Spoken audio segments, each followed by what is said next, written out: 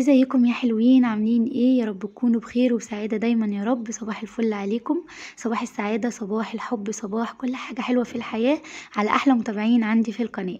يلا بينا بقى نخش على الروتين بتاعنا النهاردة. بس قبل ما نخش على الروتين يا ريت اللي مش مشترك في القناة يشترك ويفعل الجرس.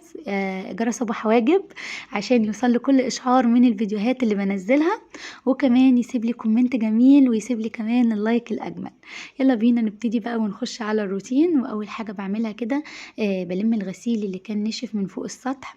وهنا بقى ابن اختي كان عمال يضحك فيا، ماشي ورايا عمال يضحك فيا، فانا قلت له بس عشان انا بصور. فهبتدي بقى اجمع الغسيل اللي كان منشور من قبل كده. واحنا هنا بننشر فوق السطح يا جماعه علشان خاطر عندنا ناس شغاله في الدور التاني، وشغالين طبعا في تراب وفي يعني في تشطيبات والكلام ده، فما ينفعش خالص اللي احنا ننشر في الدور التاني عشان التراب. فبننشر حاليا فوق السطح. فابتدي بقى اجمع الحاجه بتاعه الغسيل اللي كان منشور قبل كده علشان اعرف انشر الغسيل اللي انا جايباه. هلمه بقى وبعد كده هبتدي انشر الغسيل بتاعي. كان ابن اختي بقى ماشي ورايا عمال يكلم فيا، فانا مش كنت مركزه جامد في الفيديو، فيلا بقى على قد ما قدرت ظبطت في المونتاج. هنا بقى هبتدي اظبط كمان الغسيل اللي انا كنت جايباه. وزي ما قلت لكم في الفيديو اللي فات، ما نروحش عند اهلنا هوانم، لا احنا ده رايحين بيتنا الاساسي اللي احنا اتربينا فيه، فلازم تبقى ايدينا بايديهم في كل حاجه.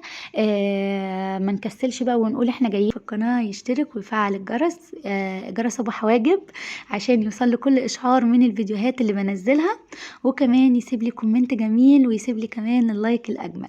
يلا بينا نبتدي بقى ونخش على الروتين. واول حاجه بعملها كده بلم الغسيل اللي كان نشف من فوق السطح.